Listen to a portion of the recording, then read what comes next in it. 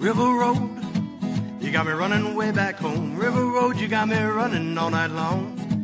You got me singing some canal boat song. River Road, you got me running all night long.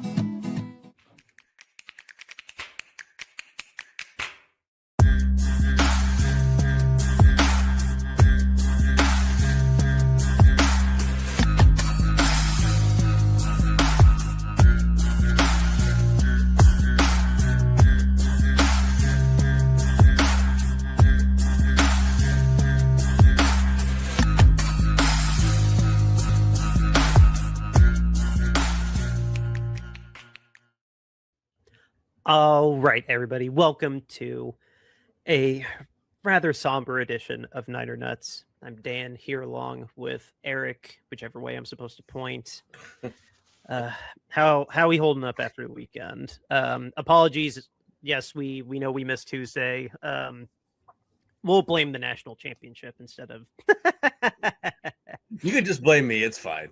It's didn't want to just throw you under the bus, but no, you can blame me. It's perfectly fine. 100% my fault. Well, we apologize for not being here, like more instant reaction, but I felt like it gives us a little bit more to talk about because we got more fallout now than we did, say, Tuesday. But no, like holding up all right since that weekend. Yeah, I mean, still kind of depressed about the whole thing. I mean, football's a lot more fun when my team still has something to play for and is still involved and everything like that. So, it's just disappointing heading into this next upcoming weekend that like I gotta watch Rams and Seahawks and hope the stadium explodes and guys, obviously we all know what happened over the weekend. The 49ers fell, to put it mildly, to the Seahawks 41-6. Fell is an understatement. Yeah. Our overall season record with the playoffs included, we were 13-6. And our first pick is pick 27, thanks to the Rams winning against Chicago and another just massive upset that ruined my weekend. But they were the reason we were 27 instead of 26, I think. Or we had a pick that depended on if the Chicago beat them or not, so we ended up with 27. But still a very, very high pick regardless. Let's see here. There's gotta find the joy in this, doing the last bit of nerdy numbers, unless I pull them up for the Super Bowl, I guess. Brock Purdy, his season ended with a relative thud, only 140 passing yards, still ran for his life, a lot of plays. Yeah. If I remember right, it was kind of a fluky pick. Was it? Remind me how he threw his pick. I can't remember offhand anymore. Oh, no, I remember. He was not on the same page with his receiver and threw it right to the linebacker. That's how that went down. Yep. Ended up with a passer rating of 54.5 and took 2 sacks. Brock Purdy ended up being our top rusher, too. He had 37 yards on his 5 carries. Christian McCaffrey completely bottled up to 35 yards. Jordan James, mostly garbage time, 28 yards. And then receiving wise did about as bad as we did before. Jake Tonjes filling in for Kittle, 59 yards, and then CMC 39 yards. Just another day under 100 yards. And then our actual receivers, our top one was Juwan Jennings at 23. So if that doesn't really sum up what happens. Right. We also had a bad fumbling problem. Purdy lost a fumble in addition to his pick, and Jake Tonjes lost a fumble as well. For the Seahawks, though, Sam Darnold, for all the talk about his oblique injury, he played like he had one, but didn't really need to do that much.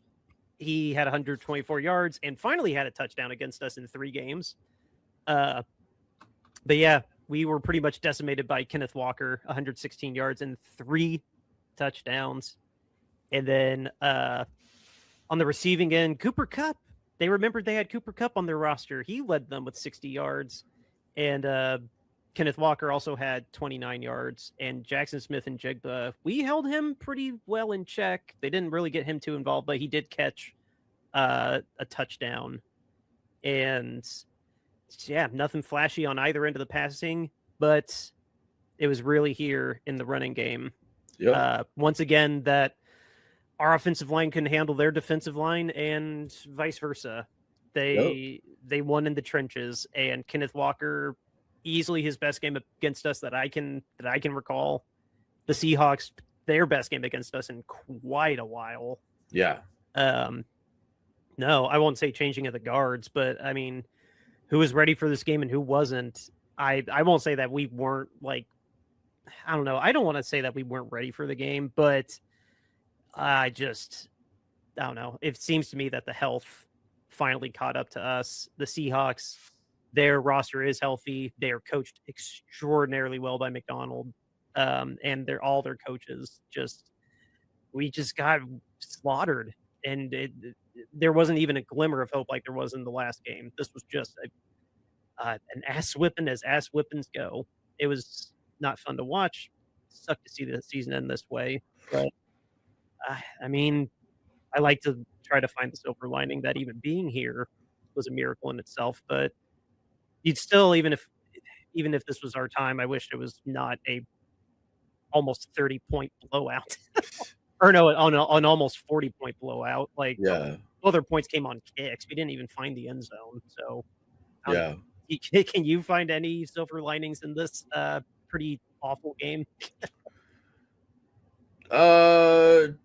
Tonches is pretty good. Yeah. So yeah, I mean, he fills in admirably for Kittle when we need him to as a reliable receiving option. I mean, his 5 for 59 line is not too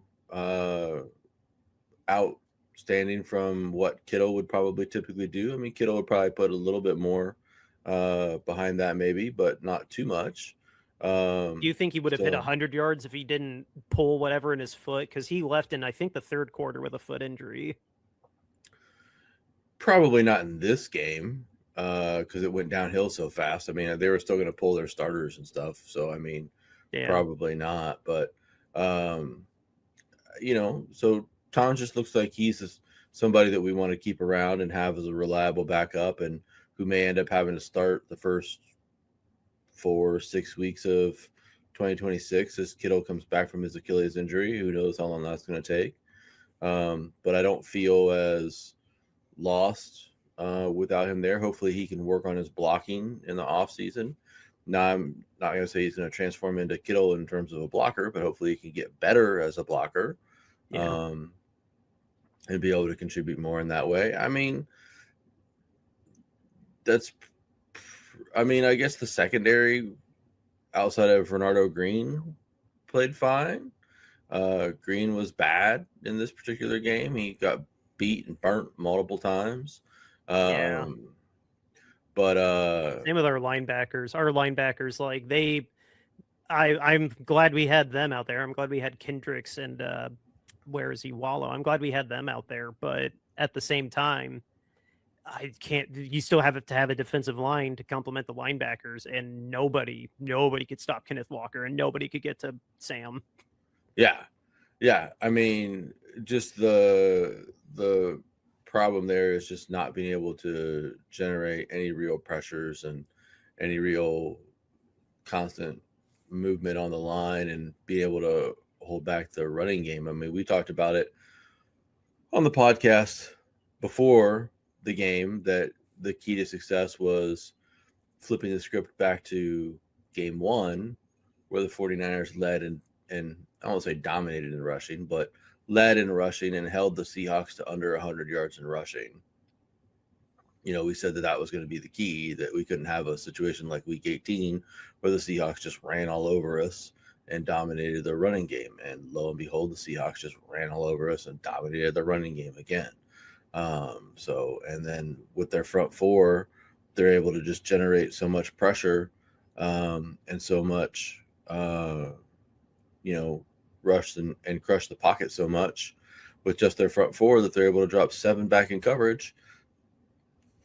Purdy has nowhere to go with the ball. So, I mean, it was absurd. It was truly, including too, we buried a lead a little bit. The literal game started The first play of the game, Rashid Shaheed had a 199-yard kick return touchdown. So we lost in all 3 phases of the game. You want a harder hole to get out of right out of the bat. You don't get it more than a kick return touchdown on the very first play. I've only seen the Colts in Super Bowl 41 dig themselves out of a hole like that. And that was just the tip of the iceberg for us. And we went down very, very, very fast after that. And it was all 3 phases. That couldn't do anything against that insane defense. And then we couldn't do anything with our pedestrian defense. So yeah, all 3 check marks went to Seattle. Yeah, I thought that the Tonja's fumble was actually the worst of the 2 things that occurred to kind of get the game started there. I mean, I thought that the kick return for a touchdown was bad, but it's just kind of like they scored on their opening possession. I mean, it's not the worst thing in the world, right? I mean, it's just a quick score, it's an easy score. I mean, it puts you down 7 real bad early on, but I mean, it's just like they came down and scored a touchdown with their first possession. So I mean, it's not the worst thing in the world, but the 49ers had a chance to answer, and they were moving the ball a little bit, and then Ton just fumbled. And then that set the Seahawks up with a short field, and they punched that in for another touchdown. And then at that point in time, it was like, okay, well, now we're down 14. Now it's a problem. Yeah, I was trying to. Here we go. Or I guess they got a field goal. I'm sorry. And then that quick touchdown, which was the blown coverage by Luter because Green was benched at the moment. Yeah, basically. I didn't know if benched was quite the right word. Kyle, it did make me chuckle a little bit that Kyle, when he was asked about that, he said that he was giving Green some aggressive coaching. Which was a very funny way to say I was chewing his ass out. Yeah. Because he was terrible on the couple, because he was the one that gave up. It was like 2nd and 20 or 2nd and 25, and it was a dart to Cooper Kupp. He split him and not Brown because he was benched, but he split him and I think Siegel or Mustafa and just slipped right in between them, and it was a 20-yard catch, an instant first down. Yeah. Like, that's cool. Great coverage, guys. That's awesome. Yeah. Yeah, because we sacked Darnold, and then right after that, they just threw for like a 2nd and 20 and completed it to Kupp. So, yeah. But, I mean... Stupid. Yeah, I mean, the game was not going well, but, I mean, midway through the second quarter, it was 17-6. So, I mean, like, you're down 11... But I mean, it's doable at that point in time if you can just start making some plays. And the problem was they couldn't make any plays because you can see right there on the very next drive, Seattle goes 80 yards, 10 plays, marches on down the field again because they couldn't get the running game stopped. They couldn't stop rushing the Seahawks from rushing the ball. So it was just a bad scenario overall. I said that they needed to put the ball in Darnold's hands and make Darnold beat us. They didn't do that.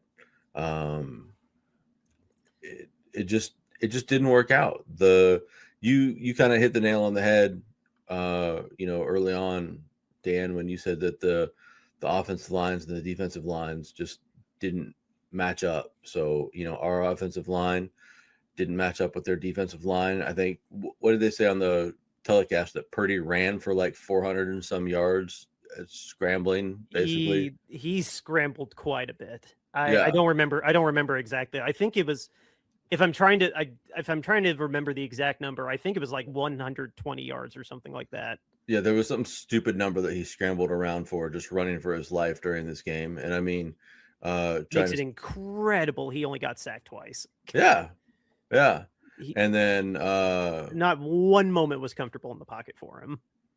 There were very few. And then on the other side of that, the defensive line just couldn't stop the run. The Seahawks were able to just line up and run the ball for 6-7 yards. 6-7 yards every time. Hey, it's a party now. One of my friends showed me that if you Google that, it actually like tilts your screen. Oh, really? Yeah. It was, can't lie, that was kind of cool. That's funny. So, but yeah, they were able to just do that and control the clock and control the ball and control the pace of the game and keep the 49ers offense really off the field. And it's the way that the game was going to play out. Now, I mean, defensively, the 49ers were better in the Week 18 matchup and didn't allow as many points. The Seahawks did. I mean, statistically, there's not really that much difference between this game and the Week 18 game. But point-wise, the Seahawks just put it on us. So, I mean, I don't know. I mean, there's no real good takeaways from this game other than we've got to get better along both lines of scrimmage, which naturally will just be better along the defensive line next year because we'll get Bosa back and we'll get Mikael Williams back. So, I mean, we'll just be better because we'll have our players back.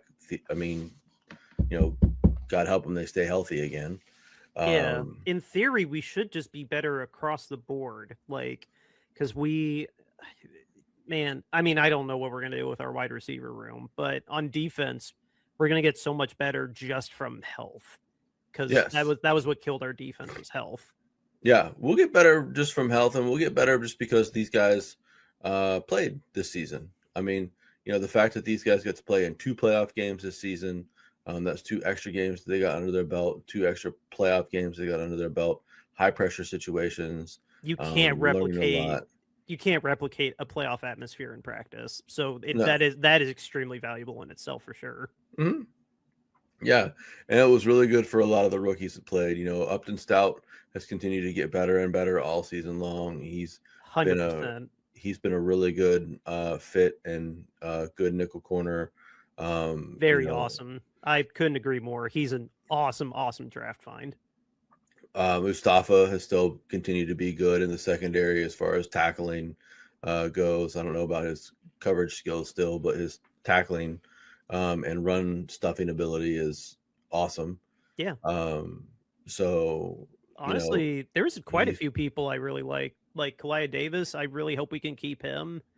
I wouldn't mind keeping Gross Matos as a rotational player if we can pull it off. Bryce Huff, I don't know if that's remotely possible, but Bryce Huff would be nice to keep as a rotational. Wallow is awesome in the middle. Kendricks, I don't know. I feel like he'd be like a week 1 signing, like let him skip training camp.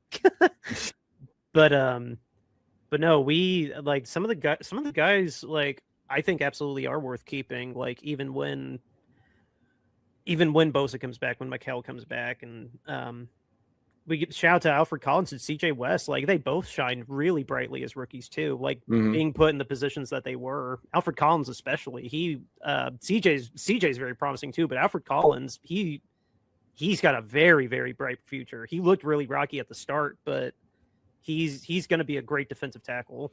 Yeah. I was just getting ready to compliment both of them and say that they both did really well in their rookie seasons as well.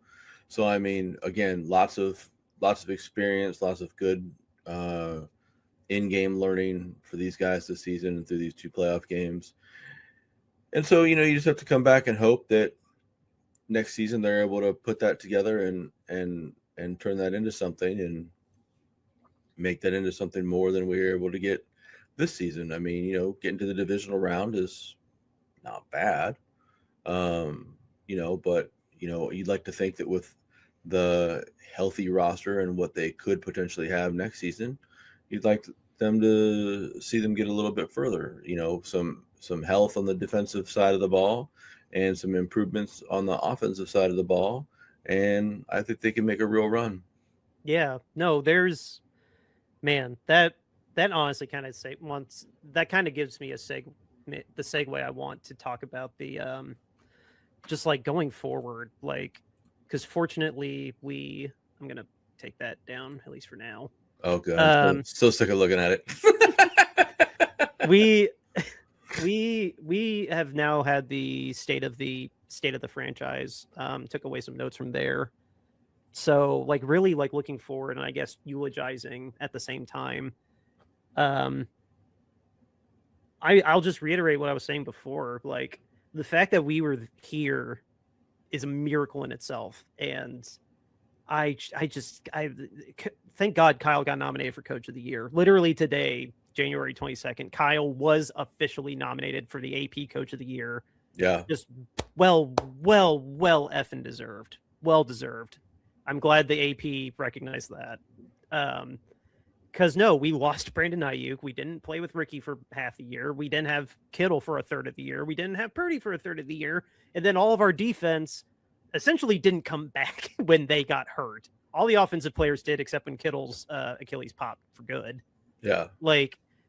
And just remember these milestones from this year. We locked up a wild card in week 16. We were in the running for the first seed in the final game of the season. And then after that, even though we lost, we still got a road playoff win in Philadelphia. Yeah. Holy crap. There's not, I don't know many teams that could handle what we went through. We could have crumbled like the Colts. We could have crumbled. Baltimore ended up kind of coming back, but I mean, we could have we could have been in as bad a position as them or Cincinnati or a whole litany of. We saw teams just crumble and fall apart. Tampa, my Bucks disappeared. After their bye week, they went down the toilet too. Yeah, and we just kept fighting, and that's why I'm so happy that he's at least getting the nomination. I think Mike Vrabel's gonna win for the Patriots, but so I at least still want to celebrate and take that away from the season. Even though, yeah, we got a very, very interesting offseason. We get a power grid that we can investigate for injuries. We have to figure out replacing Robert Saleh because he is going to be the Titans coach. Yeah. We got to figure out what we're going to do in the wide receiver room because pretty much everybody is a free agent except Ricky and Jacob Cowing. And John Lynch finally, after months of not saying anything about Brandon, he finally said what we all knew. He's not going to be a part of the team, whatever the semantics of the release end up becoming. If it is a trade, if it is an outright release, yeah, I will personally put my money on an outright release. But yeah, we got to figure out what to do replacing Brandon. That's what's probably scaring me the most because defensively, we've already said it. It's just a bunch of injuries. I don't know what the hell our wide receiver room is going to look like this coming season. Who's going to stay and who's going to go? Are we going to get Juwan back? Are we going to retain anyone else like Kendrick Bourne? Is Jake Tonjes? What kind of reinforcements are we getting with him? Because Kittle's probably going to be out at least the first month. It's a lot of questions. I mean, I just rambled. What do you see looking into the immediate? What panics you looking into the future?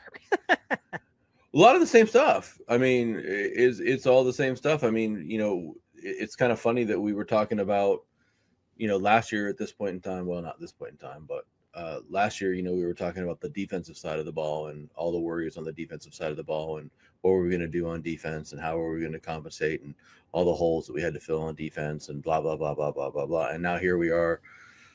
Fast forward ahead 12 months. Now we're talking about all the potential problems on offense, right? And really the only problem is just wide receiver, which we thought we had figured out last year. Turns out we didn't. And now it's a problem again. And I don't know how they're going to fix it this particular year because you and I already talked about the free agent list and the free agent list sucks. So, I mean, it's not like they're going to be able to go out and sign. I mean, I think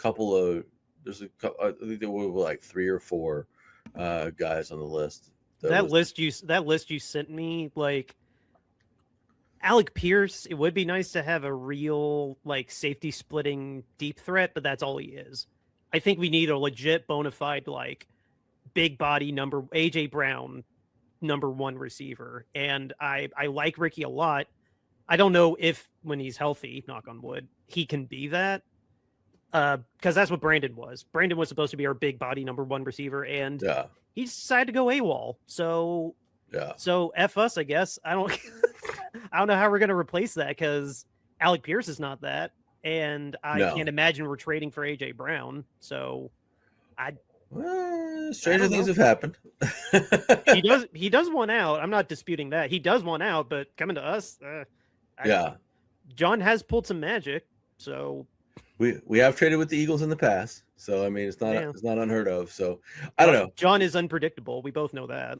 Yeah. I mean, we need to get a receiver from somewhere. So I don't know where we're gonna. And I agree with you. We need to get a big-bodied, receiver that you can just throw the ball to and assume they're gonna make the catch, right? So a guy like that, they can catch it in traffic and that kind of thing. And it's no disrespect to Ricky. He's not a number one. Like you're a perfectly great. Look at Juwan.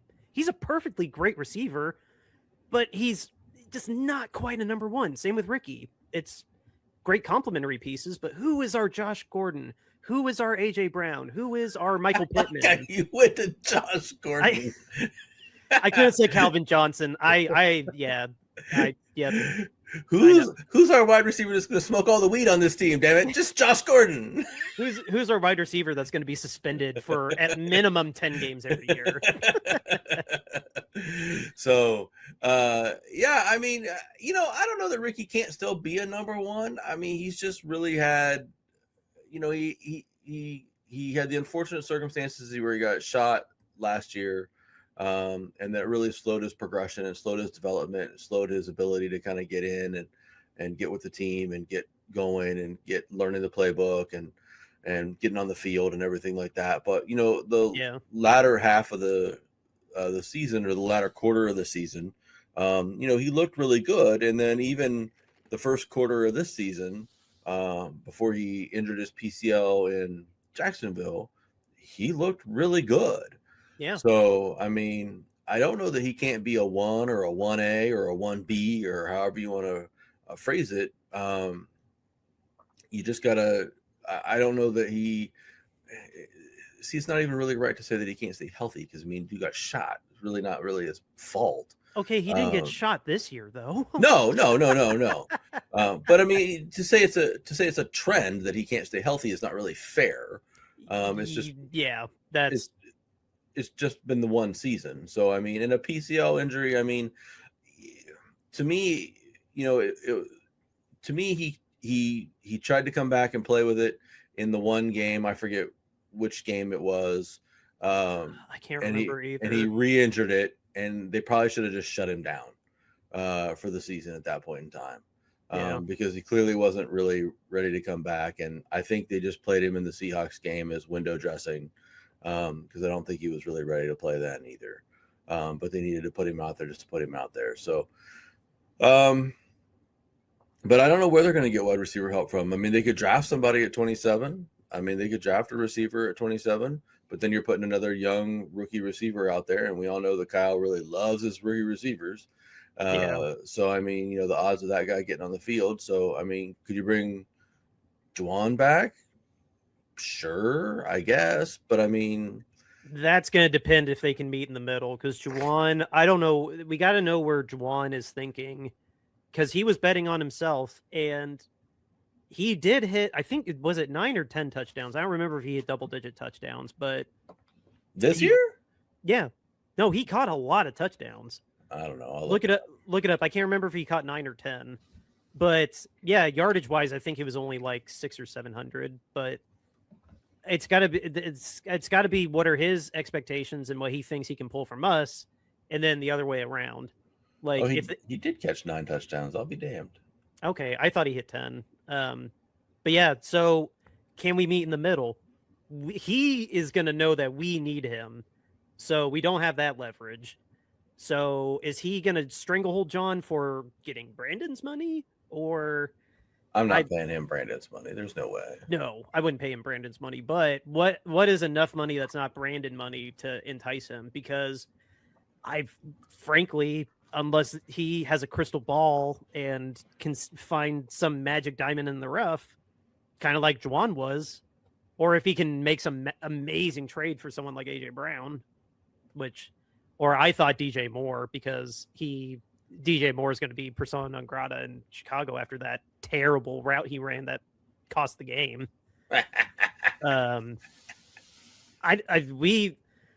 We kind of need him, at least at this current day, at this current time in late January. We need Juwan back, because there's nothing really behind him. Like, yes, Ricky's good, but then everyone's a free agent or like a second year. Like, I don't think he's coming back. I think some other team will pay him more money than we're willing to pay him, and he'll go someplace else.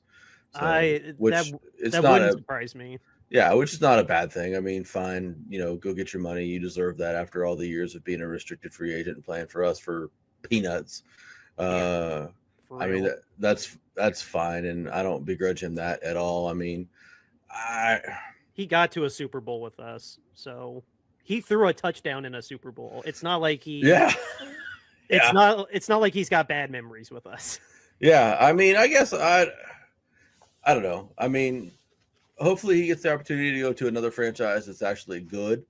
Hopefully he doesn't go to someplace like the Browns or something like that where they stink and need receivers, or Tennessee where they stink and need receivers. But I mean, who knows? You say that, and Saleh. I mean, Saleh might talk him into coming in for the rebuild. Play with give Ward someone better to throw to. Maybe, but they're still going to stink next year. It's not going to matter. Yeah. So I mean, in that division, there's 3 teams better than them.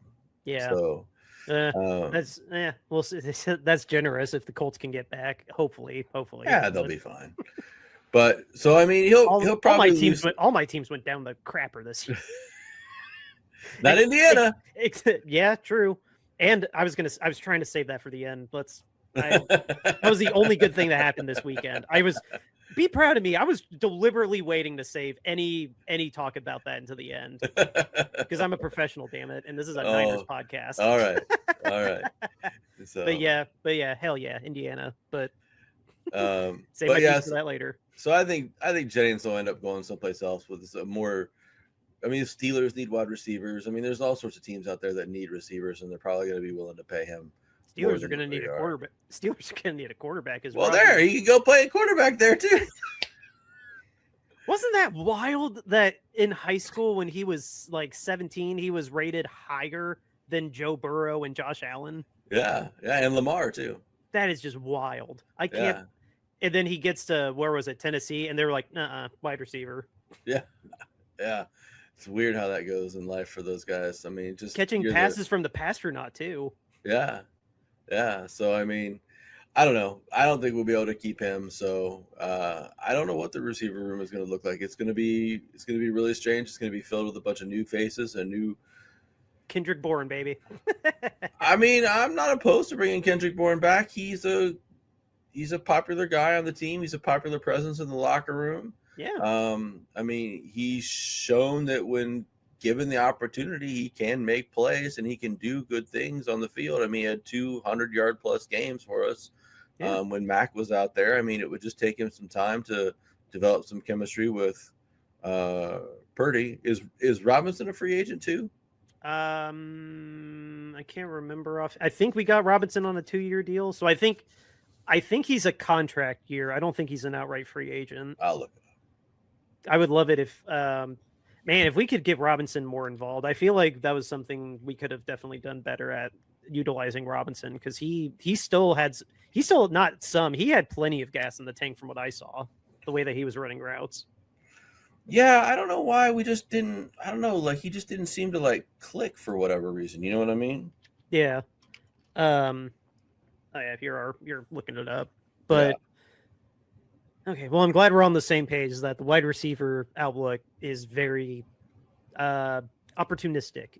I won't say bleak. I'm trying to say positive. There's plenty of opportunity for for our wide receiver room. Yeah, plenty of room for people to step up. DeMarcus Robinson is guaranteed. He is under contract for next year. Is it a contract year or? Yes, it's a contract year.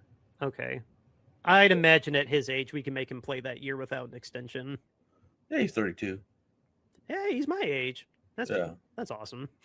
So yeah, I mean, he should be able to. We'll make him. He'll play without extension. I bet. Yeah, he's got some void years on his deal, which is funny because his deal was not that much. But that's just funny money. That's just no.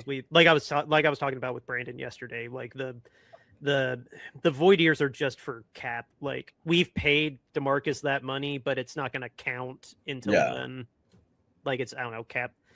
that cap space is weird. Yeah. So we've got Demarcus Robinson under contract still. You like you said, we got Jacob Cowling, who didn't see the field at all. That was a hell of a hamstring pull he had. Yeah. I don't know. I don't know what we're gonna do for receivers this coming year. It's just gonna be. Should have kept Bell on the roster. Should have kept Ronnie Bell. No. No, sir. That card I have is so worthless now. I love it. James was so sweet to find me that card, and now it's worthless. Yeah. I'd still treasure it. That's so funny, though. Oh, my God. Yeah, we've got Jordan Watkins. We've got... Oh, yeah, he didn't play at all, and he had that really promising preseason. So yeah, there's that's some optimism. Hopefully he can get on the field. We have a guy named Colton Dowell on the roster. Well, he's under contract, I guess. So, I mean, there's something there, I guess.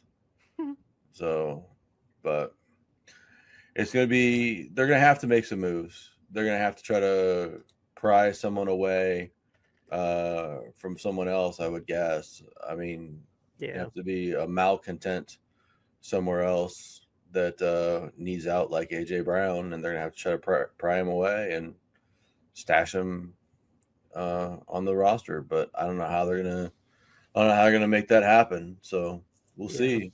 But it'll be a very interesting offseason from that perspective. I mean, and we'll have, or what were you going to say? I'm sorry. They definitely need to improve in that spot, though, because they just don't have anybody that can make a contested catch. They don't have anybody that can, I mean, Kittle can, but they don't have anybody that can make a contested catch from the wide receiver perspective. They don't have anybody that can create separation from a wide receiver perspective. I mean, we were talking about Juwan there a little bit ago, and I mean, I like Juwan. I like the energy that he brings. I think that he's a good player. I think that, he does good things and stuff like that. But, like, against good teams, he doesn't get open. Yeah. So, I mean, he can get completely erased by good teams. I mean, Seattle completely takes him out of the game plan. Other teams that are good defensively completely take him out of the game plan. I mean, he just disappears. Yeah. So, I mean, he's not a number one receiver. He's a nice number two-ish receiver, and the 49ers want to pay him two-ish receiver money, then by all means come back, but he's going to get better money someplace else. Yeah. We don't have a receiver that has gravity like Brandon does, that draws the attention like Kittle does, but he's a tight end still. Yeah. And Brandon was our receiver that had real gravity that pulled defenses to him. So that man-to-man coverage and that zone would soften up a little bit to let Ricky and Juwan and others get open, because they'd be way more worried about Brandon. And when Kittle's on the field, oh crap, look out for those two, and then surprise. So right now, with Kittle injured and Brandon gone, who's going to be our gravity? Because it's not going to be Christian. They're just going to load up the box when he runs, and then they'll have a safety spy on him when he catches his Texas route or his check down. So that's the biggest question. But I agree. I've had bad transition. I don't have a good transition from that, but with the time that we're at, we do need to take a minute to give a shout out to our lovely new sponsor who gave us. I love this sponsor. Oh, this is a great video. I'll have a little bit to say about them before we continue on with the show.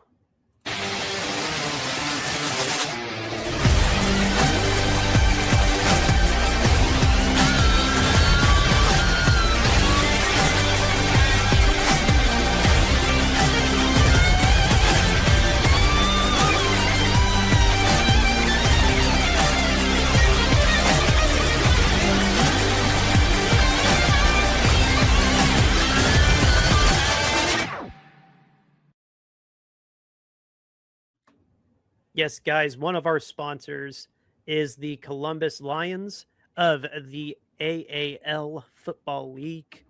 There was a tryout that did happen this past weekend. If you did go to it, I hope you had a lot of fun. Take a look here. This is brand new. Seeing this for the first time. The home schedule is out now.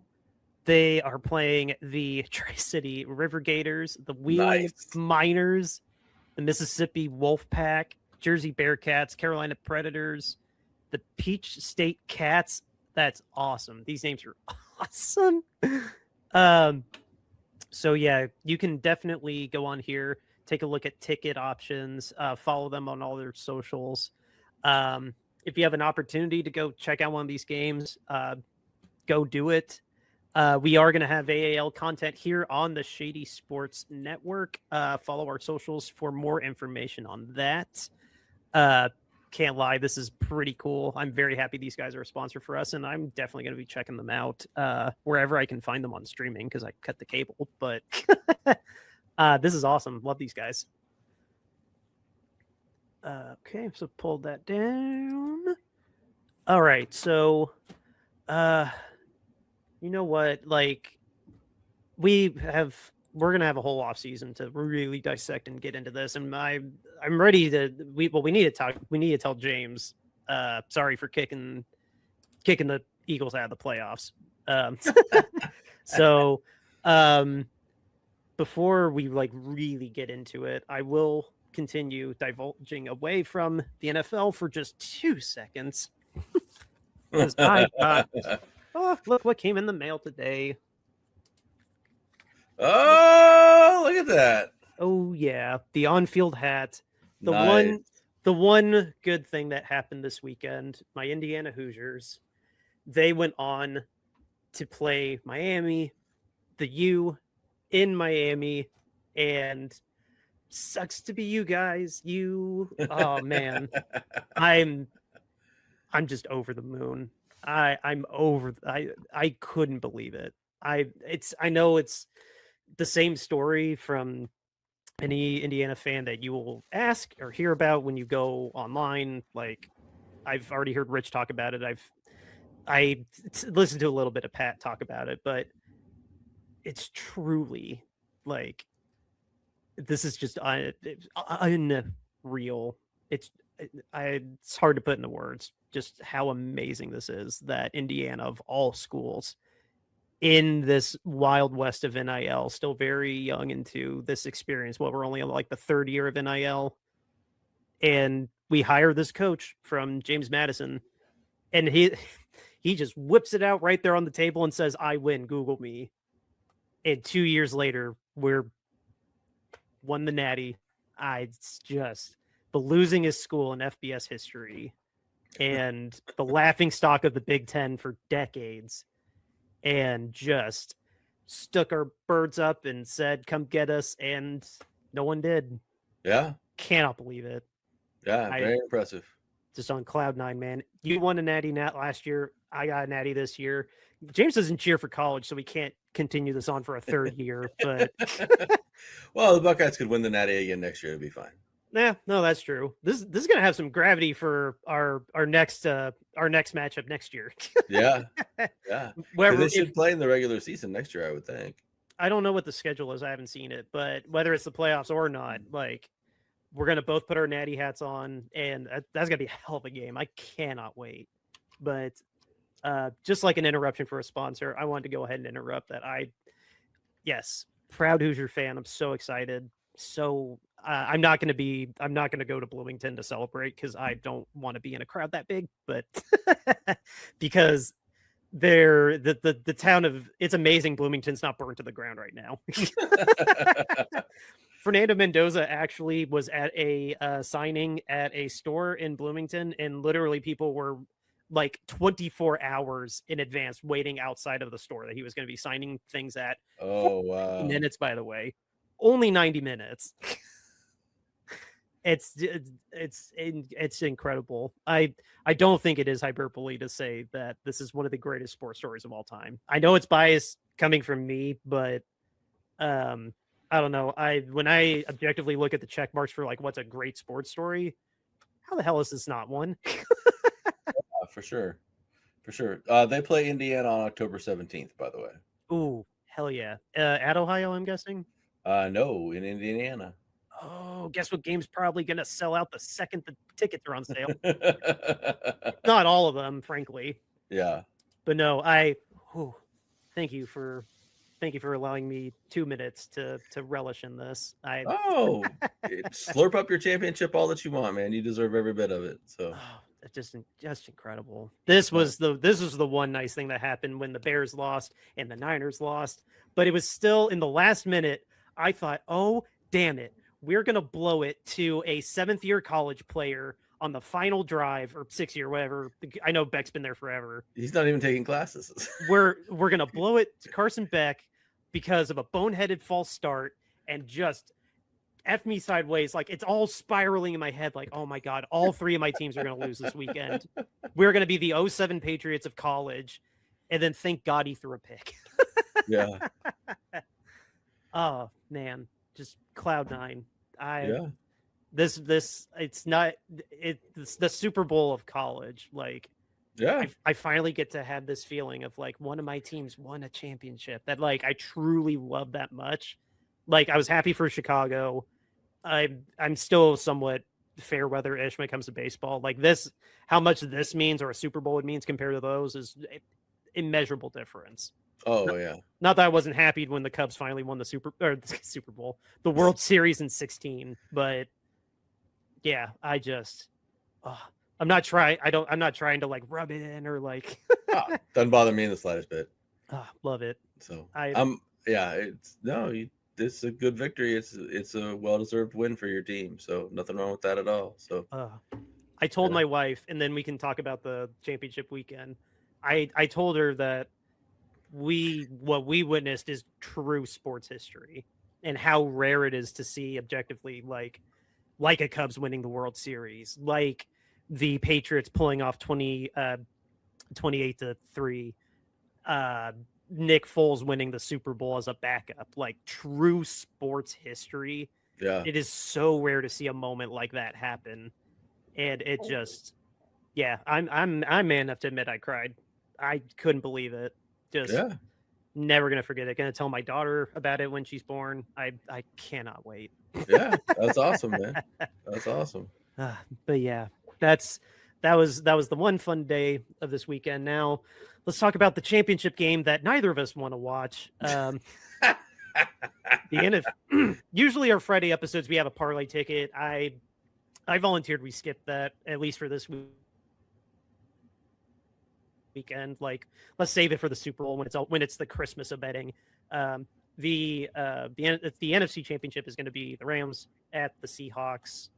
We'll talk about the AFC game after that. I don't know. Do you care? Obviously, we don't care who wins, but I want the Seahawks to win because I want to be able to say that I lost the eventual Super Bowl champion. So I mean, that's my goal. Is I want to lose to the Seahawks, or I want to see the Seahawks win. Ugh. I can't even get the words out of my mouth. So, but yeah, you get my point. Yeah.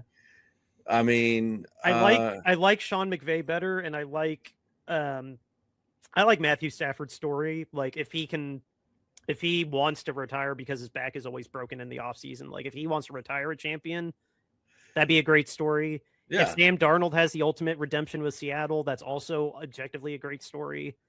I can't say I want either team like sincerely to win. I do subscribe to you want to lose to the champion. My dad taught me that too, but I do think Seattle is going to win. I think Seattle is going to go to the Super Bowl. Like, the Rams are going to give them a run for their money, but I think Seattle's going to end up pulling it out. I think the same thing applies to this game that applied to our game, and we just didn't execute. I think if the Rams can make Sam Darnold beat them, then it's going to depend on that's going to be the key factor for them, right? So, I mean, if the Rams just let Seattle just run all over them and don't make Darnold be a factor in the game, then the Rams are going to lose. If the Rams can shut down Seattle's running game and make Darnold be the factor that has to beat them, then I think the Rams have a real legitimate chance, because Darnold isn't – I know he's had this 14-win season, and I know it's shitty of me to say that his team is in the conference finals and say that he's not a good quarterback, but in spite of him. yeah, I mean, not so much in spite of him, but just he's not great. He's just good. So I mean, like, if you can put the shoulder of responsibility on him and make him do everything in the game and say that you're going to have to pass for 250, 300 yards to keep up with us and throw for 3 touchdowns to win the game, I don't think Darnold can do that effectively. I just don't believe that he can do that.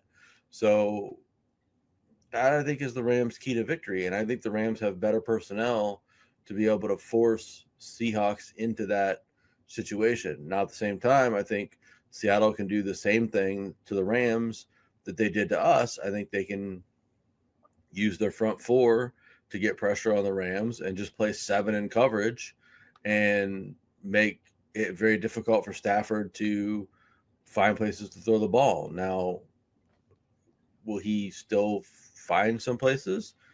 I mean, probably. He's Matthew Stafford. He's really, really good. But he's got Puka Nacua and his 17 tight ends that he throws the ball to.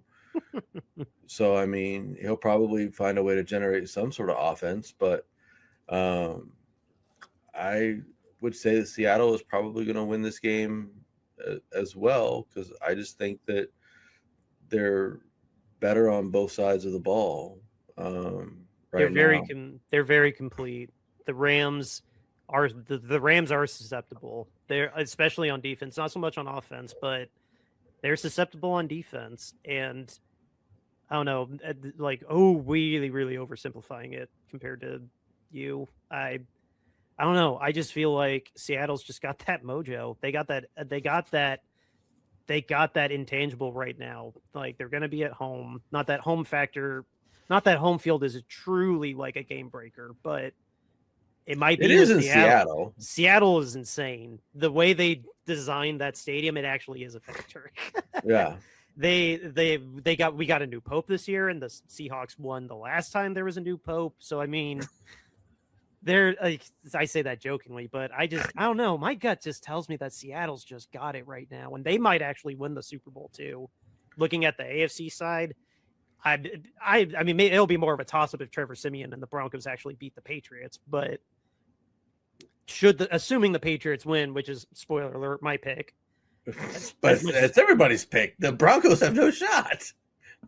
Like I'm very happy for our Patriots insider, like, that his team's going to get back there. But I don't know. I really think Seattle, like, especially after beating the Rams, who should give them a run for their money. They're not going to run them over like they did us. I think they'll win a very tough game against Seattle, and then they'll be jazzed up to win a Super Bowl in our stadium. That's definitely going to be in the back of their mind, whether they admit it or not. Yeah. And then they'll just kick the crap out of the Patriots. Like, I mean, maybe that's too extreme, but I think Seattle honestly could go all the way. Like, I don't know. Maybe I'm just bitter because they beat the crap out of us, but from what I saw in the Chicago game and our game, I think the Rams will keep it close, but Seattle's going to pull it out, and then, like, AFC loser. Like, Seattle really looks like they could win the Super Bowl. Oh yeah. I mean, Seattle definitely looks like they can win the Super Bowl. I mean, let's do some quick AFC analysis. Okay, so the AFC analysis is Jarrett Stidham is playing quarterback for the Broncos. He hasn't thrown a ball in 3 years. There's no chance the Broncos are winning that game. Zero, zip, nada, no chance whatsoever. This is not a Nick Foles. This is not a Nick Foles situation. This is Jarrett Stidham has his last good field appearance was when he actually went into overtime against Jimmy Garoppolo when we went to Vegas. Oh God, I remember that. Yeah, remember that game that we thought was going to be a cakewalk and it went into overtime? Yeah, I do remember that. Well, he ain't got any of that magic left. Patriots are going to be ready for him. Vrabel's going to be ready for him. He's going to get slaughtered in that game. That game is going to look like the Seahawks Niners game. So there's no shot in that particular game. Matter of fact, I need to go bet that game. Oh man. Oh dude, I can't imagine the spread. maybe the spread won't be that bad, but it's got to be at least 8. It's got to be at least 8. I don't think it's that high, actually. Okay, I knew it wasn't going to be 10. I knew they weren't going to be that mean, but I think it's only like 5.5. Jesus, really? I think so. I'll look. Like, Stidham's a veteran, but I mean, 4.5. wow, they got a lot of faith in that defense carrying him. Yeah, good luck on that. Like, no, I don't think that the Patriots are gonna kill them by any means, but I do. I can imagine it being like slightly more than the Chargers scored. Like the Chargers, they only beat them like 16-6 or something like that. It's gonna be like 35-10. They're gonna just stomp them into the ground. There's no shot. That defense will not allow points for sure. I don't know. Drake May on the road against a top 10 defense. I think they will still win, but it's not. I don't think it'll be a cakewalk. I'm gonna bet that line and take the points on that. I like it, or give the points on that, I guess. So, but yeah, I mean, I think I don't really want to see Seattle and New England in the Super Bowl. I'm not really interested in that particular matchup. It doesn't do a whole lot for me as a viewer. It'll be a rematch in another NFC West stadium because the last time they did that was Super Bowl 49 in Arizona Stadium. Yeah. Funny enough. So not exactly a thrilling matchup. Yeah. But it is what it is. I'll still watch and be a vested viewer, if nothing else, just for all the commercials and all the other fanfare around it. Yeah. See, like, I'm trying to go ahead and accept that there is a very, very good chance that Seattle is going to win a Super Bowl in our stadium. Like, yeah, that sucks. Yeah, that's going to stick for a while. That wound will stick. Like, losing, they'll be there with the 3 Super Bowl losses, the Sherman batted pass in 13. Like, that's gonna stick and hurt for a while if they pull it off. Yeah, that's gonna make me very sad. Yeah, I mean, even if the Rams, there's no positive outcome to this whole thing, other than I guess if New England wins. But then who wants to see New England win another freaking Super Bowl? So I mean, the Broncos pulling off 2 miracle games that are both championship games is my happiest outcome. You want to bet? You want to take a bet on that? I can imagine what the odds are on that right now. The Broncos are probably like plus 3,000 or some ridiculous number.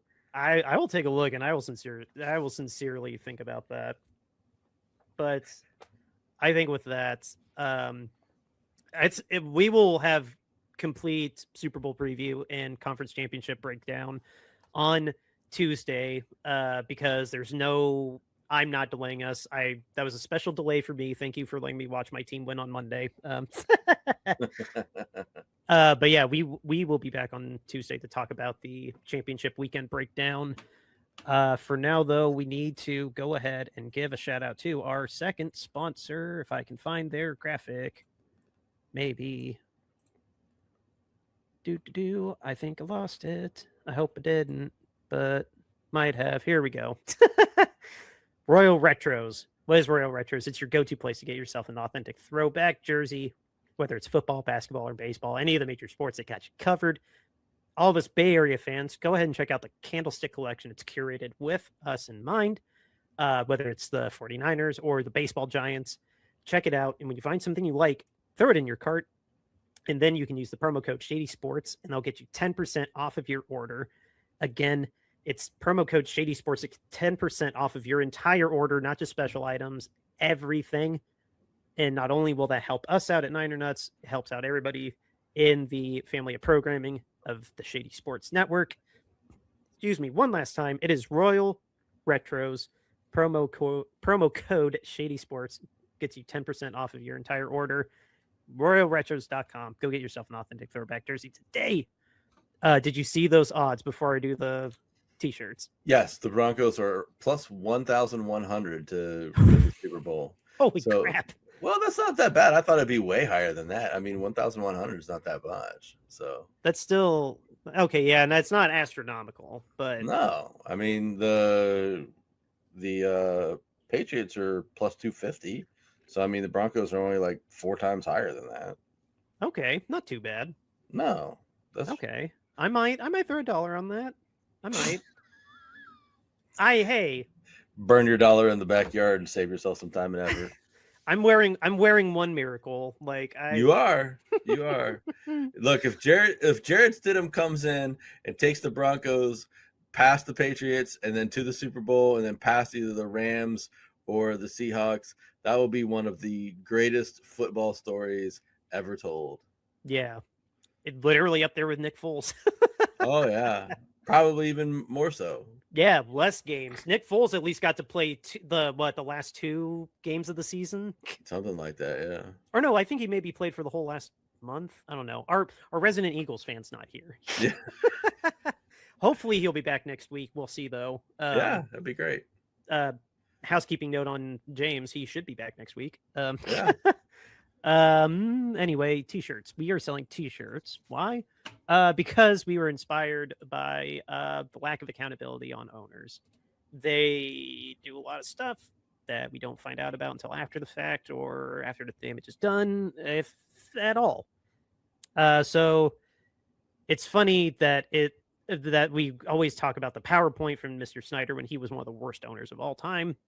But when you do your own digging, there doesn't seem to be accountability, like looking at owners like Tepper, looking at owners like the Saints owner, just to name a few. We just feel like that owner standards need to be the same as player standards because the players get in trouble literally like the second they're arrested, they're on TMZ.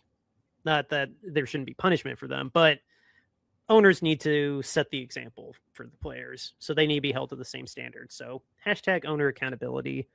And we are selling these t-shirts on bonfire.com. The link to all these shirts I'm about to show you is in the show notes, and all the money is going to be going to Mountain Comprehensive Care Center. It's a crisis center in Kentucky for women and children in need of help. So this first shirt just says what the banner does: owner standards over player standards, hashtag owner accountability. All these shirts I'm showing you, you just pick your style, whether it's a short sleeve, long sleeve, hoodie, crew neck, then you pick your size, and you're good to go. They're made to order. You just pick the variables and they get shipped right to you. Our next shirt, the show cover art, whether you're listening to us on a podcast platform or watching us on YouTube at the start and the end of each video, this is our logo, and now you can rock it on your very own t-shirt. Pricing for all these shirts starts at $22.99 as well and just goes up depending again on the variables. The next one is our alternate cover art. This one has some peanuts flying at a goalpost. I love this shirt. James has been on here rocking this shirt a lot. It looks great. Great material. Again, at bonfire.com. The link in the show notes. And then our last shirt, I like to call this our minor league baseball alternate logo.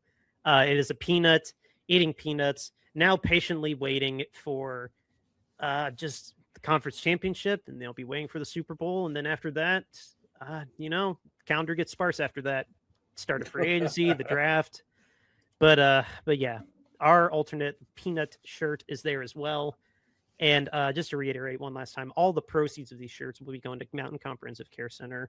It's a women's shelter in Kentucky. We just want you to have a cool shirt while knowing you're helping some families in need. All right.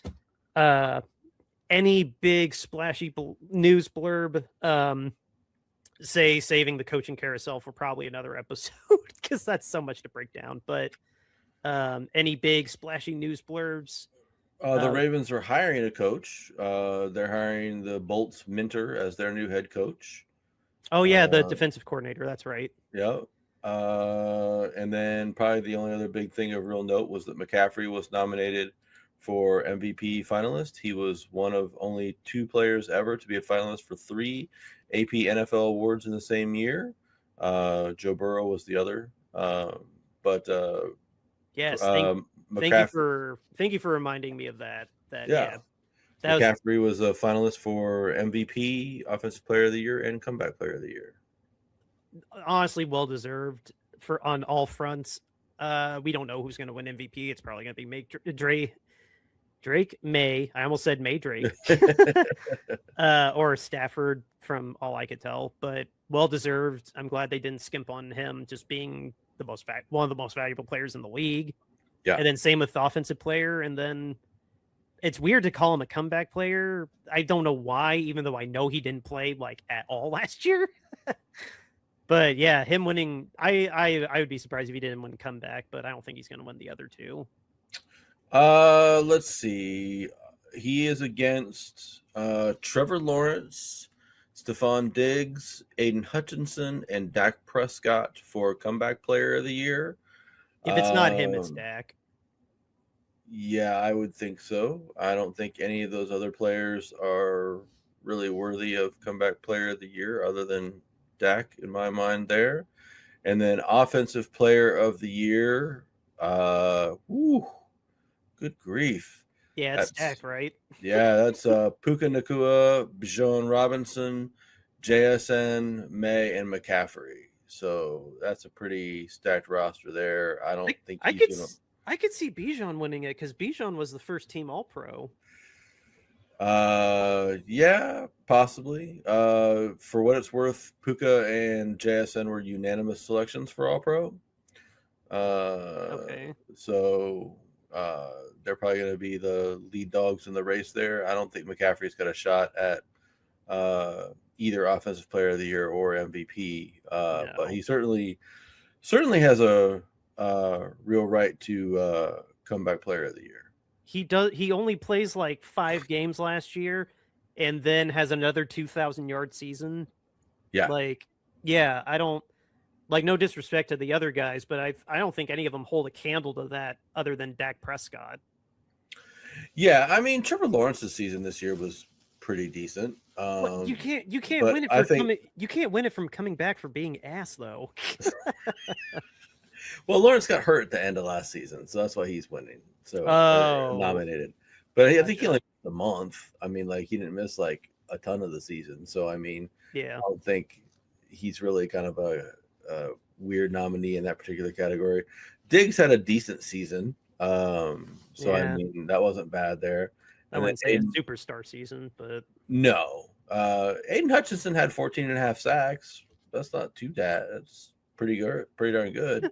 Only looks bad compared to Myles Garrett, who had 24. Yeah. So I mean, he might get some consideration too, but I'd stand to reason that what Christian did for the 49ers and what he was able to compile and what he was able to put up numbers wise is probably more worthy of an award in terms of comeback player of the year, especially given how injured he was last year and how little he played. Yeah, no, for sure. And those are going to be the Saturday, I believe, or the Friday before the Super Bowl. I just clicked off of it. I'm too lazy to go look it back up. It's all right. They're going to be right before the Super Bowl in the midst of the Pro Bowl games in San Francisco this year instead of Orlando, which is kind of weird. I thought Orlando was a good little consistency. Oh, did they move it? Yeah, they're in the Bay Area this year. Oh, so they're tagging along with wherever the Super Bowl is now? Yeah, I guess, because it was in Vegas 2 years ago. I think it was Vegas and then went back to Orlando, and now it's going to San Francisco. Like I don't know. I thought Orlando was going to be a nice, consistent spot, kind of like how the Combine's always here in Indy. Like the Pro Bowl used to always be in Hawaii. Yeah, for real. Like, I don't know. It seemed like Orlando was a nice inland, consistent spot with Disney there for the family while the dads are dicking around doing their flag football game, whatever. But I don't know. Neither here nor there. Guys, that's all we got for you this week. Went a little long, but we do got to get out of here. I'm cool with going a little long when we skip you out on one episode. So, but that's all we got for you. We will be back on Tuesday to talk about Conference Championship weekend. And James may or may not be back. I'm not going to make a promise on that, but yeah. But that is all we got for you guys. Our outro music is River Road by Justin Muth. And yeah, just I don't know. Let's have a fun weekend. I don't know. Go stadium. Yeah. Yep. Yeah. That's all I'm rooting for. Ooh. Stadium implosion. Yes. Go Hoosiers. Way to go. Yeah, go Hoosiers. Stupid Hoosiers. We'll be back on Tuesday, guys. Have a fun conference weekend. See ya.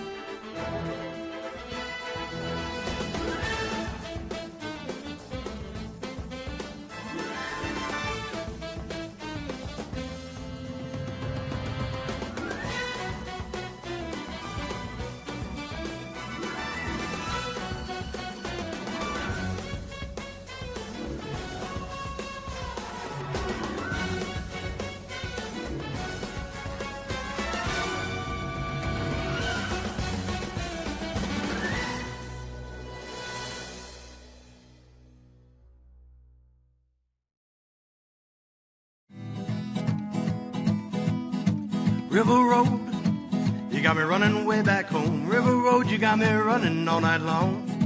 You got me singing some canal boat song. River Road, you got me running all night long. River Road, where have all the women gone? Have they kissed her hand and waved you bye-bye? Have they thought about crossing your double yellow lines? River Road, they love the way you whine and cry.